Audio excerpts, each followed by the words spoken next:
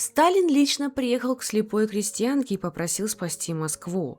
Так говорит легенда, которую пересказывают уже 80 лет. Матрона Московская, осень 1941 года, окраина Москвы. Немцы в 40 километрах от Кремля. По легенде, она сказала ему: «Город не сдастся, оставайся здесь». В материалах самой канонизации 1999 года этой встречи со Сталиным нет. Ни в архивах кремлевской охраны, ни в дневниках современников. Но там есть кое-что другое. История более скромная, но куда более человеческая. Через 2 месяца после той предполагаемой встречи немцев действительно отбросили от Москвы. Совпадение стало легендой, легенда почти официальной историей. Ее пересказывают в фильмах, церковных лавках, продают книжки с этим сюжетом на обложке. Первым эту историю в печати пересказал не историк и не свидетель, а журналист уже 90-х, сославшись на слова, переданные через третьи руки. Уберите Сталина из этой истории, и останется куда менее известная, но куда более документированная жизнь. А заодно станет понятно, откуда вообще взялась легенда про Кремль. Осенью 1941 года, когда немцы стояли под Москвой, к слепой Матроне действительно приходили десятки перепуганных москвичей, соседи, знакомые, случайные люди с улицы. Они спрашивали одно и то же: бежать из города или остаться? По документированным свидетельствам, вошедшие уже в официальное житие, она отвечала одинаково: «Москву не сдадут, оставайтесь». Обычным людям, не Сталину. Просто эти обычные люди пересказывали услышанное детям и внукам, а через полвека кто-то дописал в историю главного адресата, вместо соседки по улице подставив в нее вождя. Родилась она в 1881 году в селе Себино, Тульской губернии, по житию слепой от рождения. Соседи считали ее убогой обузой в бедной крестьянской семье, и мать всерьез думала отдать девочку в приют. По преданию, не подтвержденному документально, но передаваемому из поколения в поколение, в самой семье мать в те дни увидела сон. Белая птица садится ей на грудь и не улетает, сколько ее ни гони. Мать восприняла это как знак и оставила дочь при себе. Соседи, впрочем, поначалу продолжали сторониться слепого ребенка. В деревне такое рождение считали дурным знаком для всей семьи, а не только бедой самой девочки.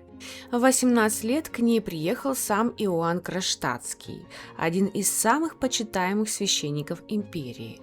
По рассказам очевидцев, он вывел слепую девушку из толпы и назвал ее своей преемницей, будущей опорой России.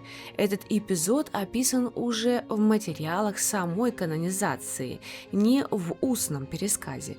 Люди, приходившие к ней позже, годами повторяли одну и ту же деталь. Она узнавала посетителей по шагам еще за дверью и называла по имени раньше, чем тот успевал представиться. Основной свидетель этих лет – монахиня Зинаида Жданова, много лет жившая рядом с Матроной и оставившая подобные письменные воспоминания.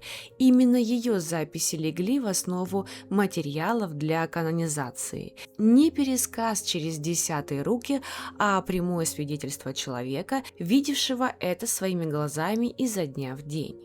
В 20-х годах у нее отнялись ноги. Остаток жизни она провела лежа и сидя в подмосковной избе. И именно тогда, по свидетельствам десятков людей, к ней потянулись за помощью со всей округи.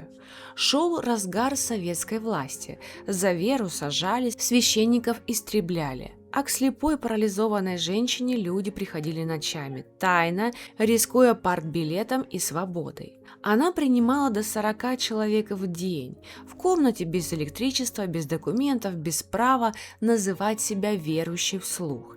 Ей приписывают десятки исцелений. Официально задокументированных случаев заметно меньше, чем рассказывают сегодня в очереди у монастыря. И церковь сама честно признается: Часть историй со временем обросла народными добавлениями. Официальное жилье у нее в Москве появилось не сразу. Без прописки жить в столице было прямо запрещено законом, за это забирали в милицию. Она годами переезжала от одних знакомых к другими, иногда меняя адрес по нескольку раз за год, просто чтобы не привлекать внимание участкового. По преданию, не подтвержденному официальными документами, собственную смерть она назвала заранее, день в день, и все случилось именно так, как она сказала. Умерла она в 1952 году за 47 лет до канонизации. Похоронили на Даниловском кладбище, и туда уже при советской власти тайно ходили люди, оставляя записки прямо на могильной плите. В 1998 году ее останки подняли с Даниловского кладбища для официального изучения. Это обязательный шаг перед канонизацией, и провела его настоящая церковная комиссия, не легенда. Через год, в 1999-м, патриарх Алексий II лично причислил ее к лику святых Москвы. В 2004 году Архиерейский собор признал ее святой уже для всей Русской Православной Церкви. Мощи перенесли в Покровский монастырь, и с этого дня очередь к ней не заканчивалась ни разу, ни зимой, ни в пандемию, ни сейчас. Прямо сегодня к маленькому бронзовому гробу с ее мощами стоят по 3-4 часа, пишут записки, привозят детские вещи для больных детей, стоят с фотографиями пропавших без вести родных. Среди этой очереди есть отдельная, самая многочисленная категория просителей. Молодые женщины, которые едут специально просить о замужестве или о ребенке. Это не выдумка последних лет. Еще при жизни к Матроне десятками шли именно с этой просьбой. И именно эта репутация святой, которые идут за личным счастьем, а не только за политическими пророчествами, сложилась задолго до 90-х, когда легенда про Сталина только начала распространяться в печати. Врачи и эксперты, работавшие с останками в 1998 году, сверяли все с показаниями еще живых на тот момент свидетелей ее последних лет, той же Зинаиды Ждановой и других. Именно эта тщательность и не оставила в итоговых материалах места для истории про Сталина, зато сохранила куда более точные детали о ее настоящей жизни, которые иначе стерлись бы вместе с последними людьми, знавшими ее лично. Часть советских историков сомневается, и в самой цепочке соседка стала вождем. Считают, что это слишком аккуратное объяснение для настолько живучей легенды. Проверить наверняка уже нельзя, живых свидетелей войны почти не осталось. Но в церковных архивах есть еще одна деталь, которая в народном пересказе почти не звучит. Среди сотен писем и записок, которые Зинаида Жданова сохранила от посетителей тех лет, есть и благодарности от людей, чьи родные вернулись живыми с фронта, без всякого упоминания Сталина. Просто она сказала «жди», и я ждала. Настоящая история про соседку с улиц, которую утешили в самые страшные месяцы войны. Куда трогательнее легенды про вождя.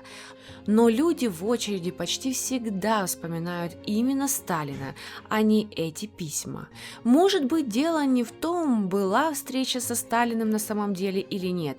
Людям нужна была история о слепой женщине, которая оказалась сильнее генералов и вождей. И ни один официальный документ уже не в силах остановить то, что народ рассказывает друг другу сам. Если вам было интересно, поставьте лайк, это помогает видео увидеть больше людей, и нажмите на колокольчик, чтобы не пропустить следующую историю. Напишите в комментариях, слышали вы эту историю про Сталина раньше и в каком виде она дошла до вас. Может быть, в вашей семье ее тоже пересказывали именно так.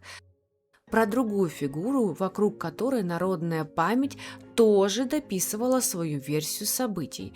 Жириновского у нас есть отдельное видео на канале, ссылка будет в описании. Это же видео выходит и на Рутубе в нашем сообществе ВКонтакте, ссылки там же.